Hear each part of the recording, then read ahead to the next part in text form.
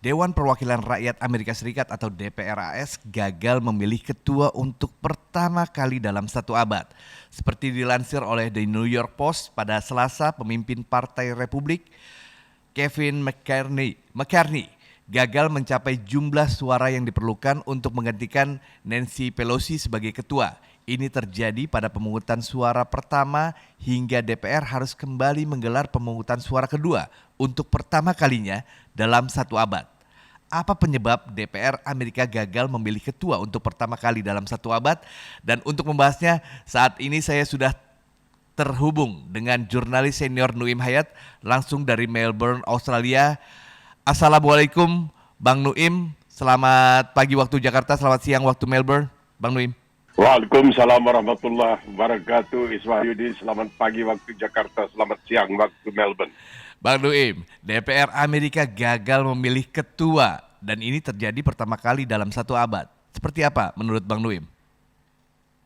Ya, inilah demokrasi.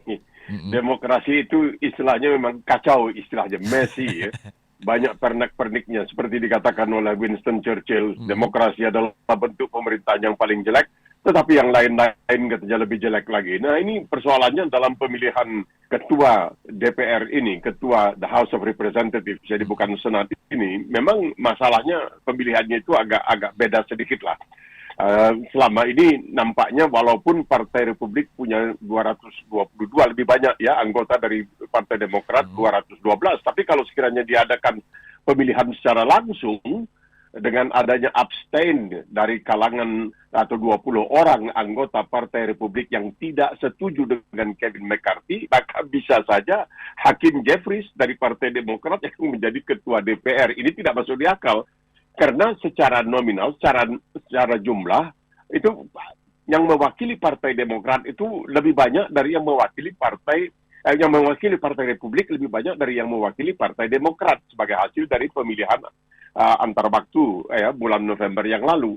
Tetapi karena tidak semuanya sepakat, tidak semuanya sepaham, tidak semuanya seakan-akan seiring dan sejalan dengan Kevin McCarthy, mereka tidak mau memberikan, ada 20 orang yang tidak mau memberikan suaranya untuk mendukung Kevin McCarthy. Padahal Kevin McCarthy ini didukung oleh Donald Trump, dan Donald Trump meminta kepada Partai Republik di dalam Dewan Perwakilan Rakyat dalam Kongres ya, supaya bersatulah untuk bisa memilih Kevin McCarthy. Tapi banyak yang mengatakan, ada yang mengatakan dia tidak cukup konservatif begitu. Ada 20 kira-kira, tidak semuanya, ada 20 yang mengatakan tidak cukup konservatif. Mereka ingin agar Kevin McCarthy ini lebih konservatif lagi daripada yang sekarang ini, lebih sayap kanan lagi dari yang sekarang ini.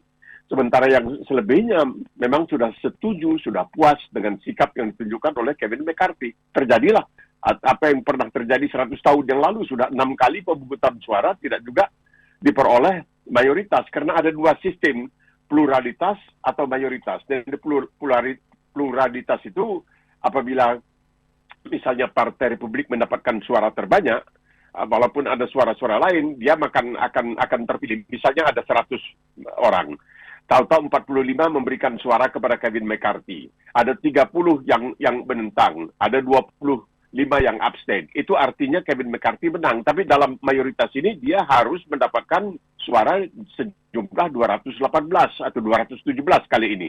Tetapi pernah di masa lalu ada ketua-ketua DPR Amerika seperti Nancy Pelosi yang hanya mendapatkan 216 tetapi terpilih sebagai ketua Kongres. Karena jabatan ini, Iswahyudi, cukup penting. Ini boleh dikatakan jabatan yang bisa mengambil alih kepresidenan kalau sekiranya terjadi sesuatu terhadap Presiden Joe Biden dan terjadi sesuatu kepada wakil presiden. Nah, Bang Nuim, apakah tadi kan bisa dibilang McCarthy ini didukung oleh Trump dan ini apakah ini mungkin yang menjadi penyebab ketidaksolidan dari Partai Republik untuk mendukung McCarthy sebagai ketua DPR di Amerika Serikat, atau apakah memang dukungan ini terlihat karena McCarthy ini bisa jadi bisa dibilang akan memuluskan Trump untuk menjadi the next atau calon presiden berikutnya, Bang Nuim? Ya, sebenarnya itu yang barangkali diharapkan oleh mereka yang ultra konservatif ini. Karena mereka ini masih percaya kepada Donald Trump, mereka ini masih yakin bahwa hasil pemilihan presiden tahun 2020 itu dicuri dari Partai Republik, dari tangan Donald Trump. Mereka ini yang kadang-kadang kita tidak mengerti ya, Amerika ini sebuah negara adik kuasa yang begitu hebat, mengirimkan sampai 12 orang ke bulan dan kembali lagi dengan selamat ke bumi dan sebagainya. Tapi masih ada, mereka itu percaya kepada hoax lah. Kalau kita menyebutnya di Indonesia sekarang hoax atau kabar-kabar palsu yang tidak masuk di akal, yang sampai sekarang memang terus diusung oleh Donald Trump, yang masih hakul yakin bahwa dia sebenarnya menang dalam pemilihan presiden sekitar 2 tahun yang lalu. Nah, mereka ini adalah orang-orang yang percaya pada hal-hal yang seperti itu. Dan sekarang Donald Trump meminta agar mereka berpihak kepada Kevin McCarthy. Tetapi mereka nampaknya tidak begitu bersedia untuk segera mendukung permintaan Donald Trump. Mungkin karena banyak dari calon DPR, calon Kongres dari Partai Republik yang didukung oleh Donald Trump dalam pemilihan November lalu tidak menang. Jadi mereka barangkali melihat bahwa Trump ini tidaklah sehebat seperti yang dianggap semula, bahwa kalau dia misalnya mendukung seorang anggota, seorang calon, pasti calon itu akan terpilih. Nampaknya tidak demikian lagi, karena mungkin rakyat Amerika sudah mulai bijaksana dalam hal ini, menentukan bahwa tidak selamanya apa yang dikatakan Donald Trump itu adalah pertama yang paling benar, kedua adalah yang terbaik. Jadi ini yang menjadi halangan. Kita lihat apakah setelah di reses sementara ini, nanti dalam pemilihan berikutnya ada perubahan pada diri kira-kira 20 orang dari Partai Republik. Kalau tidak, ya dilakukan apa yang disebutkan sebagai pemilihan nuklir. Ya, pemilihan nuklir ini siapa yang mendapatkan suara terbanyak, dialah yang jadi ketua DPR. Bisa-bisa nanti Hakim Jeffries dari Partai Demokrat. Kalau ini terjadi, wah luar biasa. Ini artinya ini memetik melakukan sesuatu yang merugikan diri sendiri bagi Partai Republik. Nah, sekarang bisa dibilang apa yang bisa ada 2 kemungkinan untuk McCarthy: terus maju dalam pencalonan dan melobi 20 koleganya di Republikan, atau dia mundur dari pencalonan dan mendukung Steve Scalise yang merupakan ketua fraksi Partai Republik di DPR untuk menjadi ketua. Bang Dwi. Ya, itu mungkin, tapi nampaknya McCarthy masih bersikeras. Ini persoalan barangkali harga diri juga. Dia masih bersikeras. Karena jangan lupa Wahyudi, dia ini didukung oleh cukup banyak. Yang tidak mendukung itu hanya 20. secuil. Tetapi itulah demokrasi. Yang secuil itu bisa nantinya menentukan. Ini yang membuat orang mulai bertanya, apakah demokrasi merupakan bentuk atau sistem pemerintahan yang terbaik. Yang tidak setuju itu hanya secuil. Jadi bagaimana kalau sekiranya dia mengorbankan dirinya hanya karena ada sebagian kecil yang tidak setuju, yang tidak mau memilihnya, dan dia mengorbankan yang lebih banyak, yang jauh lebih banyak, 10 kali lebih banyak yang ingin agar dia menjadi ketua DPR. Jadi kita melihat di sini bahwa bahkan dalam fraksi yang sama pun, ini kan bisa kita sebut fraksi Republik, Partai Republik, fraksi Partai Demokrat, karena di Amerika itu hanya ada 2 fraksi, ada 2 partai, Demokrat dan Republik, yang juga menamakan dirinya The Grand Old Party, Partai Republik itu. Jadi kalau dia mengundurkan diri begitu saja, mungkin ini akan sangat mengecewakan mereka yang selama ini 6 kali pemungutan suara terus mendukung dirinya. Jadi dia mesti juga harus mempertimbangkan kenyataan ini, dan dia tidak bisa mengorbankan mereka. Kesian juga kan mereka yang sudah begitu susah payah terus-menerus mendukung dia. Tahu-tahu dia mengatakan, ya sudah, saya tidak akan ikut lagi karena, ya. Jadi ini nampaknya sesuatu yang akan berlarut, dan ya baru 6 kali kan. Bisa di masa lalu pernah ada pemungutan suara itu dilakukan lebih dari 6 kali. Jadi kita tunggu tanggal mainnya. Hanya masalahnya, tanpa ada seorang ketua, maka Kongres tidak bisa berbuat suatu apa. Tidak bisa misalnya mengadakan pembicaraan atau pembahasan atau perdebatan mengenai ini. Padahal maksud dari Kongres ini dengan terpilihnya Partai Republik adalah bagaimana mereka bisa menjegal segala rencana, segala program yang mungkin diajukan oleh Presiden Joe Biden. Bukan itu saja, karena mereka sudah sejak awal sangat geram dengan putra Joe Biden, yaitu Hunter Biden, yang mereka ingin kalau bisa akan mereka cecar terus, ya. dengan tudingan-tudingan yang selama ini beredar yang mengatakan dia melakukan penipuan terhadap pajaknya, dia kemudian dikatakan melakukan kebohongan ketika membeli senjata. Dia ditanya apakah pernah menjadi pengguna narkoba, mengatakan tidak, padahal dia pernah menjadi, begitulah kira-kira. Jadi mereka ingin kalau bisa putra dari presiden ini yang namanya Hunter Biden supaya diadili. Menariknya di sini adalah kalau memang betul Hunter Biden ini sampai diadili atas tindakan yang diambil oleh Departemen Kehakiman atau Kementerian Kehakiman Amerika, dan kemudian Kementerian Kehakiman Amerika juga memperkarakan Donald Trump, maka Donald Trump tidak bisa mengatakan bahwa Kementerian Kehakiman itu berat sebelah. Karena Kementerian Kehakiman ini misalnya berani untuk mengambil tindakan terhadap putra presiden yang sedang berkuasa. Jadi tidak bisa Donald Trump mengatakan bahwa Kementerian Kehakiman Amerika ini berat sebelah. Jadi menarik sekali permainan yang sekarang ini sedang dilakoni oleh berbagai pihak di ibu kota Washington. Nah, saat ini kan kelompok Partai Republik yang menolak McCarthy ini kan karena memang seperti tadi Bang Nuim bilang, ia tidak cukup untuk perang budaya dan persaingan partisan yang mendominasi DPR Amerika Serikat, terutama ketika Trump bila nanti terpilih berkuasa di Gedung Putih.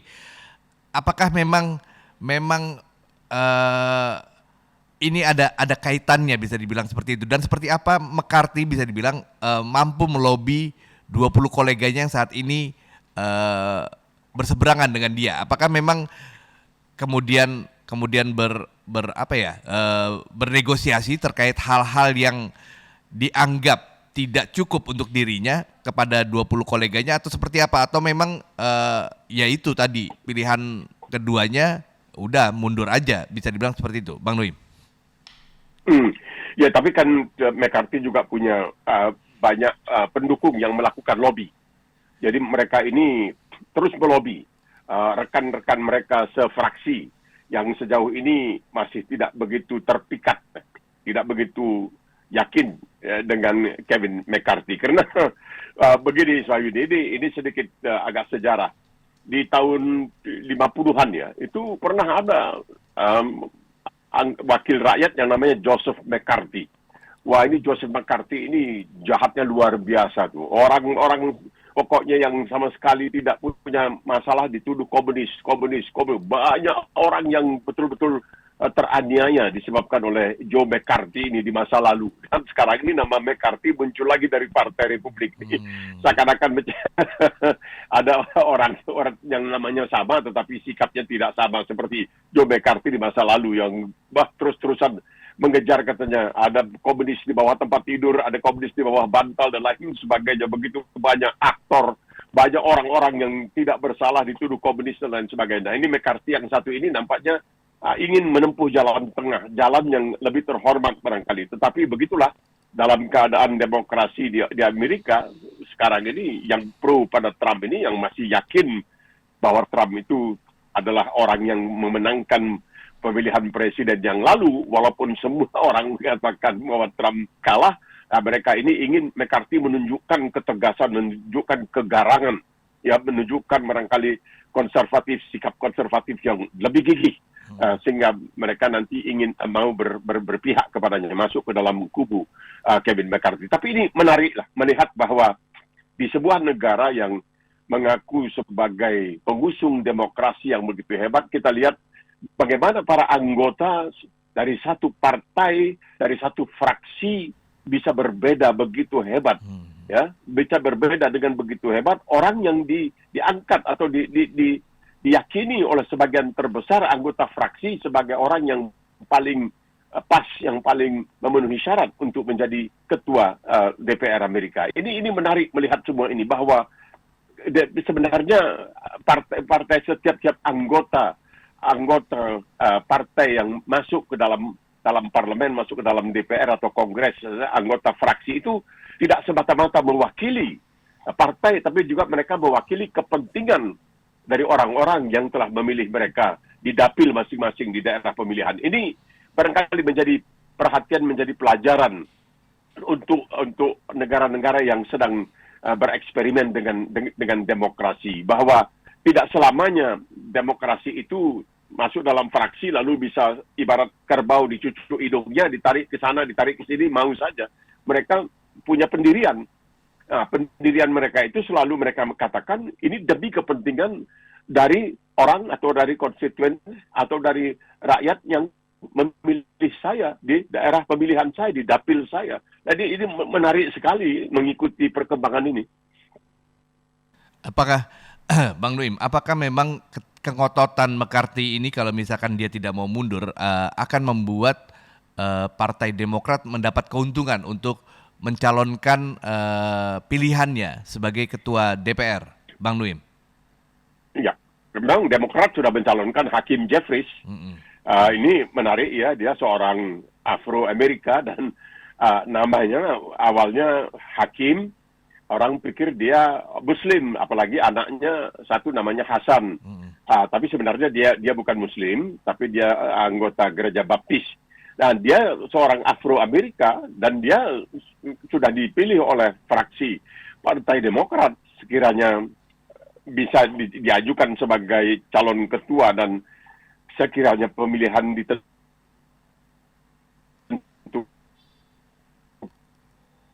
karena realitas, maka bisa dia menjadi ketua. Cuma begitu, sebagai ketua juga dia tidak bisa memastikan bahwa usul-usul yang diajukan oleh dari Partai Demokrat atau diajukan oleh pemerintah pasti akan diterima oleh semua anggota. Dia tidak bisa memastikan hal yang seperti itu.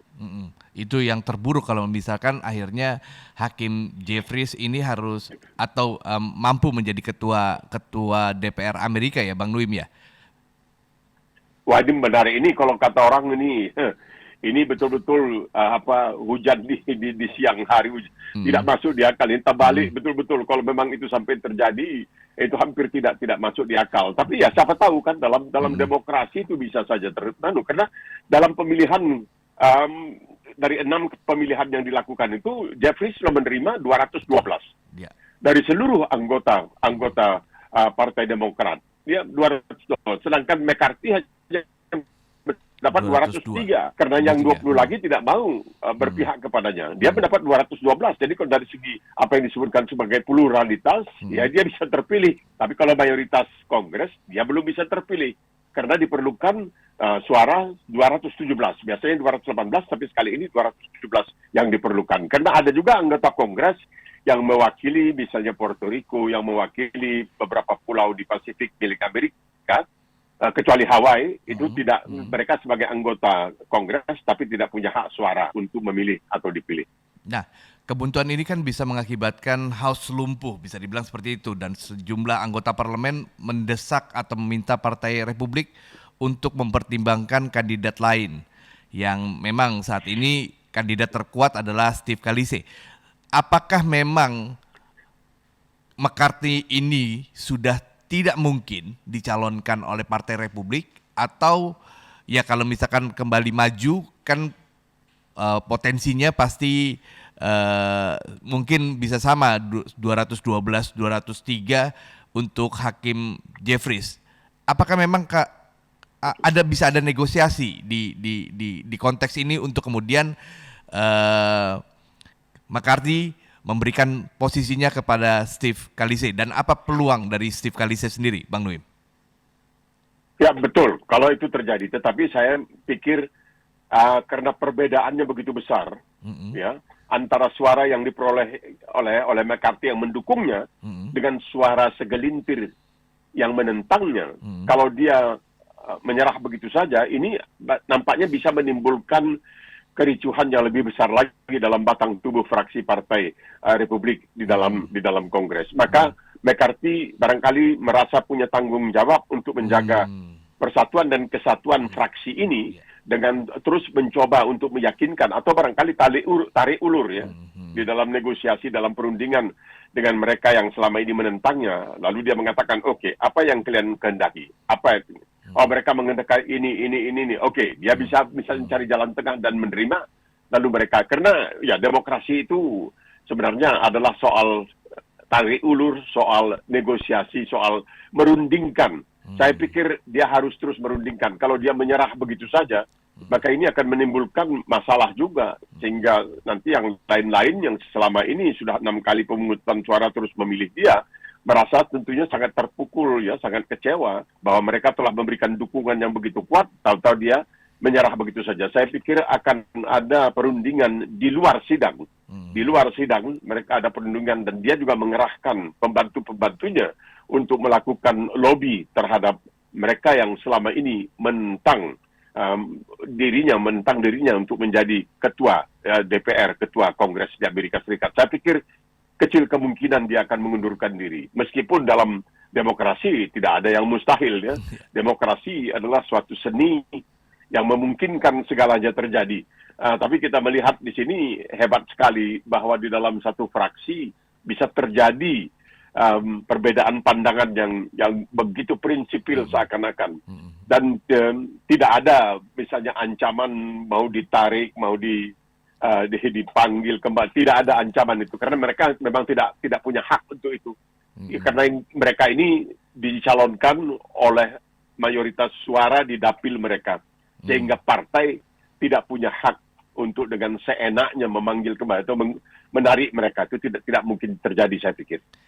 Kita harapkan pembelajaran yang diperlihatkan di DPR Amerika itu menunjukkan hal-hal positif buat kita. Seperti apa sebenarnya partai politik atau perwakilan dari wakil rakyat itu punya kebebasan untuk berpendapat dan tidak harus mendukung partainya demi kebaikan atau keyakinan yang memang dia pegang. Bang Nuim dan Angel Listener, kita akan kembali lanjutkan dialog ini, dan jangan kemana-mana MG Listener, tetaplah bersama kami di MG Radio Network, More Than Just News. Tetaplah bersama kami di 94.7 FM, MG Radio Network, More Than Just News. MG Listener, kita ke topik lainnya, di mana negara tetangga kita, Filipina, terjadi ratusan pejabat berpangkat tinggi pada kepolisian Filipina diminta untuk mengundurkan diri. Seruan ini disampaikan saat pemerintah Manila tengah berupaya membersihkan satuan kepolisian yang dinodai oleh oknum-oknum korup yang terlibat dalam praktik perdagangan obat-obatan terlarang. Dan kita akan membahasnya dengan jurnalis senior kami dari Melbourne, Australia, Bang Nuim. Bang Nuim, kepolisian Filipina saat ini tengah meminta pejabat berpangkat tinggi di kepolisian untuk mengundurkan diri karena diduga terlibat dalam praktik perdagangan obat-obatan terlarang. Bang Nuim, seperti apa responnya? Ini luar biasa ini. Ini luar biasa. Karena jumlah dari jabatnya kolonel dan sampai jenderal itu ratusan kabarnya. Ratusan.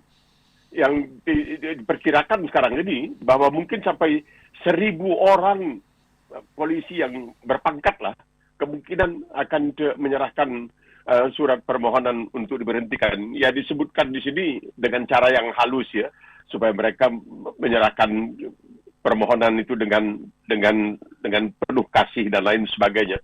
Tapi ini menunjukkan, Iswahyudi, betapa dahsyatnya kekuatan para bandar narkoba untuk bisa merusak aparat negara, merusak penegak hukum. Ini polisi kan bukan kepalang tanggung. Polisi ini kan mengawasi segala sesuatu dalam soal keamanan dan lain sebagainya. Sehingga ada pertanyaan lah di dalam bahasa Latin itu, siapa yang mengawasi sang pengawas?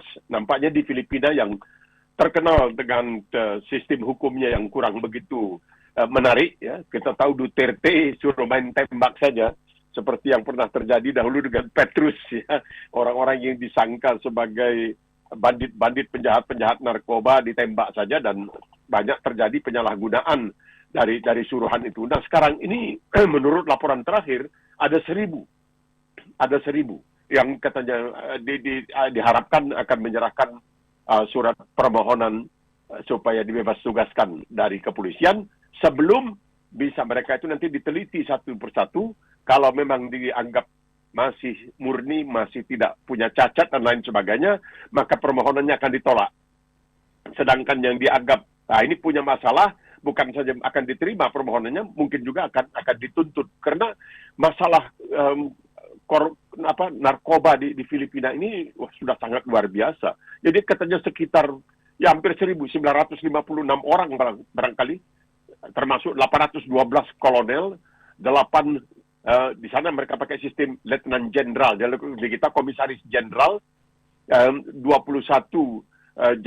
Mayor Jenderal, dan 114 Brigadir Jenderal yang dikatakan akan mengajukan permohonan supaya dibebas tugaskan dari jabatan kepolisian. Bang Nuim, langkah-langkah yang dilakukan pemerintah Filipina untuk membersihkan aparat atau petugas-petugas di kepolisian yang diduga terkait narkoba ini kan bukan pertama kali. Apakah ini memang akan menjadi langkah yang sangat ampuh untuk membebaskan Filipina dari jeratan jaringan narkoba, Bang Nuim? Ini nampaknya ada yang mengatakan ini suatu tindakan kalap.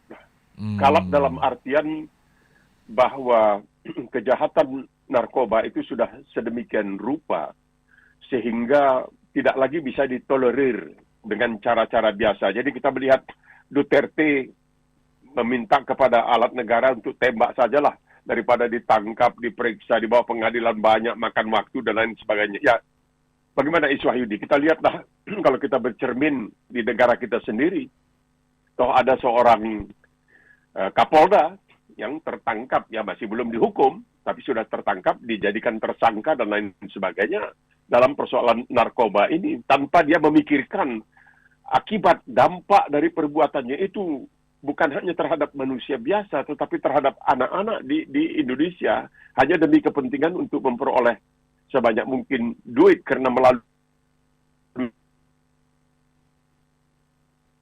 narkoba inilah mudah sekali untuk diperoleh duit, ya, karena di Filipina ini katanya bahkan narkoba itu dijual di kantor polisi, macam di Polsek atau Polresta itu dijual di situ. Jadi narkoba yang disita itu kemudian dijual kembali kepada rakyat. Nah, ini kan sesuatu yang sebenarnya harusnya kita meminta kepada polisi untuk menjadi penjaga. Ini bukan polisi, malahan menjadi peserta dalam persoalan narkoba ini. Jadi kalau bisa dibayangkan lah, dibayangkan catatan yang ada pada saya itu 812 kolonel polisi, 8 letnan jenderal, semacam komisaris jenderal, 21 mayor jenderal, 114 brigadir jenderal polisi yang diminta supaya menyerahkan permohonan pembebas tugasan dari jabatan polisi supaya mereka nanti bisa diperiksa, mungkin dengan sudah tidak lagi karena telah menyerahkan surat permohonan untuk bebas tugasan, lebih mudah untuk melakukan penyelidikan terhadap diri mereka, pemeriksaan terhadap mereka. Karena kita melihat apakah misalnya Satgas yang dibentuk oleh Kapolri yang mengikut sertakan mantan petugas-petugas KPK yang dikatakan tidak lulus ujian waktu itu di KPK, apakah mereka ini misalnya juga punya hak untuk melakukan semacam penyelidikan dan penyidikan di dalam batang tubuh kepolisian, karena mereka dianggap sekarang ini sebagai tentunya bisa dikatakan sipil, ya. Mereka ini adalah aparat sipil negara, bukan polisi, walaupun diantaranya ada yang mantan polisi seperti Novel Baswedan. Jadi ini menarik sekali, dan ini tentunya memberikan semacam ya bisa dikatakan contoh kepada negara-negara yang mengalami masalah karena ketidakbersihan di dalam batang tubuh kepolisiannya. Apa hal yang seperti ini sangat drastis. Saya luar biasa ini sangat drastis, ya. Bisa sampai 812 kolonel, 8 letnan jenderal, 21 mayor jenderal, dan 114 brigadir jenderal diminta untuk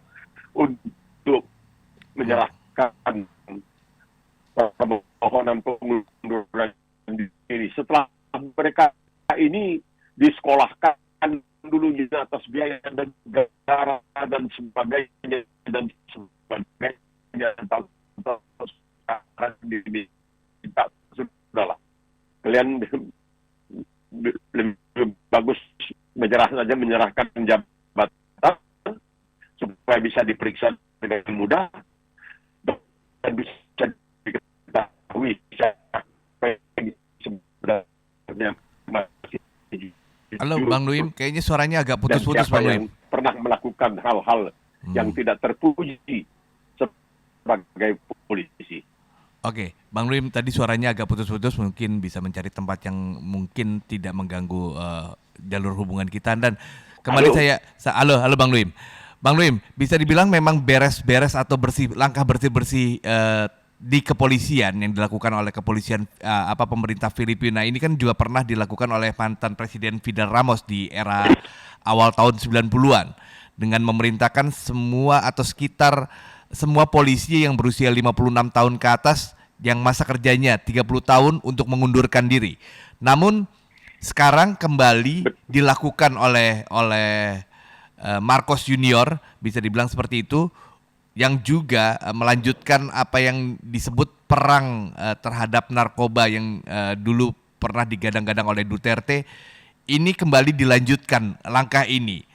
Bisa dibilang memang agak ironis ya ketika kita membaca ternyata di Filipina kantor polisi itu menjadi tempat untuk penjualan narkoba. Dan dari tahun 90 hingga sekarang tahun 2022 langkah-langkah atau praktek-praktek dari kepolisian dan narkoba di Filipina itu belum terpecahkan. Apakah langkah yang dilakukan pemerintahan saat ini itu memang akan efektif untuk membuat Filipina bebas atau kepolisian Filipina bebas dari jeratan pengedar narkoba, Bang Nuim? Iya, itu kan mereka harus berusaha. Karena dengan cara tembak langsung saja nampaknya juga masih belum mampu, belum bisa. Nah, jadi apa yang dilakukan di masa lalu yaitu 56 tahun harus, karena dia sendiri waktu itu presidennya adalah seorang mantan polisi. Dia seorang mantan polisi. Dan dia ketika itu dia meminta supaya 56 tahun sudahlah, katanya relakan saja kalian, mulailah katanya barangkali ngomong cucu dan lain sebagainya. Tetapi juga masa jabatan seorang presiden di Filipina kita tahu kan tidak lebih dari 6 tahun, tidak boleh lebih dari itu. Satu kali masa jabatan harus ganti. Jadi kadang-kadang ada program-program yang ingin dilakukan tapi tidak bisa dilakukan karena barangkali tidak cukup waktu ya. Paling tidak kalau di Amerika misalnya 8 tahun, 2 kali 4 tahun ya, 4 tahun dan kemudian dipilih kembali bisa 2 kali 8 tahun. Nah, di Filipina itu 6 tahun. Dan seperti yang tadi Iswahyu dikatakan, pernah di masa itu seorang presiden minta sampai begitu, minta kepada polisi yang sudah berusia 56 tahun, sudahlah keluar saja, jangan bikin malu karena mereka ini juga barangkali karena sudah terlalu lama itu ada vested interest istilahnya dan lain sebagainya. Itu bisa membuat mereka jadi semacam kurang patuh lah kepada peraturan dan tidak begitu memikirkan lagi tentang kesejahteraan rakyatnya, terutama generasi yang akan datang, tapi memikirkan ya ini ke depan kalau saya pensiun cukup atau tidak pensiun ini dan lain sebagainya. Tapi pernah ada seorang hakim agung, Bismar Siregar, ngobrol dengan saya dan tanyakan apakah sebagai seorang hakim agung gaji yang diterimanya cukup. Wah, dia katakan kalau saya lebih dari cukup, tapi bagi banyak orang tidak cukup, itu tergantung kepada gaya hidup kita bagaimana. Jadi ini yang barangkali jadi hedonistik ya, kehidupan yang berbentuk hedonistik dan lain sebagainya, dan tidak ada seakan-akan teguran untuk menanyakan bagaimana kamu bisa hidup semewah itu mengingat gaji kamu cuma segini, bagaimana kamu bisa punya mobil yang harganya sampai 3,3 miliar rupiah, sedangkan gaji kamu cuma segini. Itu mungkin karena tidak ada pertanyaan seperti itu yang diajukan, baik oleh yang harusnya mengawasi seperti DPR atau barangkali pemerintah secara langsung. Maka ini terjadilah hal-hal yang seperti ini. Jadi ini sudah ketiga kali lah boleh dikatakan. Karena Duterte tidak lagi mau minta kalian mesti pensiun. Kalau diduga bersalah ditembak. Tapi yang menembak itu mungkin juga punya masalah. Yang menembak itu juga mungkin punya masalah. Jadi ini sulit sekali sebenarnya menghadapinya. Seperti pernah terjadi di Australia juga, di negara bagian Queensland ya. Karena di Australia ini polisi nasionalnya berbeda dengan polisi nasional di Indonesia. Nah, di sini negara bagian itu masing-masing punya semacam kemampuan, punya independensi tersendiri ya, mereka punya identitas. Nah di sana di Queensland itu waktu itu diduga sampai-sampai menteri besarnya Joe Peterson namanya diduga juga terlibat di dalam hal-hal yang melanggar hukum, tetapi seakan-akan dibiarkan begitu saja, tiba di mata dipicingkan, tiba di perut dikepiskan kata orang. Akhirnya diadakan suatu penyelidikan, tapi memanggil orang luar. Namanya Fitzgerald, seorang mantan hakim, biasanya begitu. Penyelidikan itu melalui komisi kerajaan di Australia ini biasanya dipimpin oleh seorang mantan hakim yang betul-betul menguasai hukum dan dibantu oleh sejumlah advokat nantinya. Dan itu suatu penelitian, suatu penyelidikan dari komisi itu yang semula diperkirakan akan berlangsung hanya 6 bulan, akhirnya berlangsung 2 tahun. Tapi betul-betul terjadi pembersihan yang sangat luar biasa. Sampai-sampai menteri besarnya sendiri hampir ditangkap, kalau tidaklah karena mengingat usianya yang sudah lanjut di atas 80 tahun, mungkin dia juga akan ditangkap dan diminta mempertanggungjawabkan. Kenapa dia seakan-akan membiarkan hal-hal seperti itu terjadi di negara bagiannya. Nah, kalau saya sih tertarik ini jaringan narkoba bisa dibilang sudah cukup lama diperhatikan oleh pemerintah. Pemberantasan terkait itu sudah juga dilakukan bisa dibilang hampir 30 tahun terakhir oleh pemerintah Filipina. Namun tidak pernah bisa terpecahkan. Bahkan yang mengerikan adalah aparat penegak hukum di sana diduga terlibat dalam jaringan ini. Apakah karena culture atau budaya di sana yang membuat, kalau kita bisa dibilang mungkin di Indonesia agak lebih mudah karena kita bisa membayangkan narkoba dan kematian narkoba dan kerusakan itu lebih utama dibandingkan manfaat atau kesenangannya. Mungkin itu yang membuat di Indonesia bisa lebih terkendali. Apakah di Filipina itu bisa dibilang narkoba itu bagian dari kegiatan budaya kah atau seperti apa, Bang Nuim, sehingga sangat sulit hingga saat ini ada langkah-langkah yang bisa dibilang agak mengejutkan buat kita. Itu sudah dilakukan tapi tidak bisa berhasil di Filipina, Bang Nuim. Ya, bukan itu saja. Itu kan bukan hanya di Filipina saja. Coba Iswahyudi bayangkan, di sebuah negara seperti di Malaysia, di sebuah negara seperti di Singapura, di mana pemilikan narkoba itu diancam dengan hukuman mati. Dan memang hukumannya bukan kepalang tanggung, bukan ditembak, bukan disuntik, tapi digantung. Toh masih ada juga yang tidak takut, masih juga ada yang tidak segan. Di Malaysia itu pernah 2 orang Australia digantung, kemudian di Singapura juga pernah ada orang Australia yang digantung karena kedapatan menggunakan narkoba. Yang di Singapura itu kebetulan dari dia asal usulnya dulu dari Vietnam, tapi kemudian menjadi warga negara Australia, dan dia katanya melakukan penyelundupan narkoba ke Singapura itu karena ingin menebus hutang oleh saudaranya, ya, begitu banyak kepada para bandar narkoba dan lain sebagainya. Jadi narkoba ini adalah musibah yang sangat luar biasa. Kita barangkali Iswahyudi ingat juga seorang bernama Freddy Budiman. Ini salah seorang dianggap bandar narkoba di Indonesia, dan kemudian dia memang menjalani hukuman mati, eksekusi. Dia pun pernah mengatakan bahwa setelah dia di dalam lembaga pemasyarakatan, dia mengatakan ini perdagangan narkoba di Indonesia ini melibatkan banyak petinggi-petinggi, sehingga kalau kita bawa narkoba pakai mobil tertentu, itu tidak berani ditahan oleh polisi, mobil itu, dan lain sebagainya. Jadi ini merupakan musibah yang sangat luar biasa, karena bisa misalnya menyangkut seorang anak sekolah yang diberi manisan yang sudah ada di dalamnya narkoba, kemudian dia menjadi candu, dia menjadi adiktif, dia kecanduan narkoba, madat narkoba. Nah, bisa dimanfaatkan. Kalau kamu ingin terus disuplai narkoba, dipasok narkoba, nah kamu mesti mulai menjual narkoba. Jadi ini sudah terjadi di mana-mana, bukan hanya di negara-negara miskin seperti Filipina. Cuman masalahnya Filipina itu, Iswahyudi, di tahun 52-53 itu Filipina itu bersama dengan Burma pada waktu itu, sekarang Myanmar, itu dianggap sebagai 2 negara Asia yang niscaya akan berkembang biak sebagai negara yang betul-betul sejahtera dengan demokrasi dan lain sebagainya.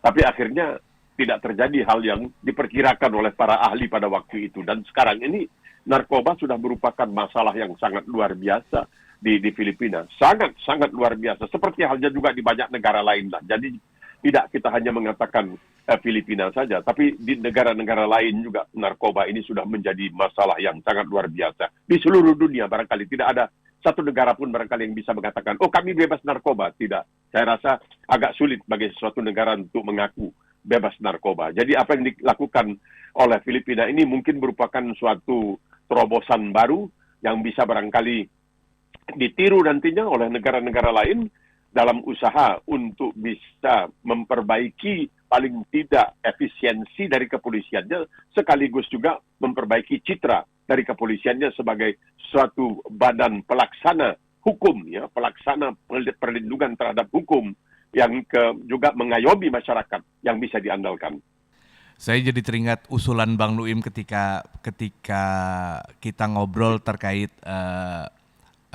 dugaan korupsi di ya maksudnya militer mungkin bisa mengambil alih kepolisian kemudian untuk mengurangi distrust yang terjadi. Apakah ini mungkin dilakukan di Filipina? Maksudnya misalkan ada dua lembaga penegakan hukum yang satu dianggap cukup terkontaminasi dengan narkoba, ada lembaga lain yang belum, kemudian itu mengambil alih dan kemudian melakukan reformasi. Apakah itu mungkin, Bang Nuim?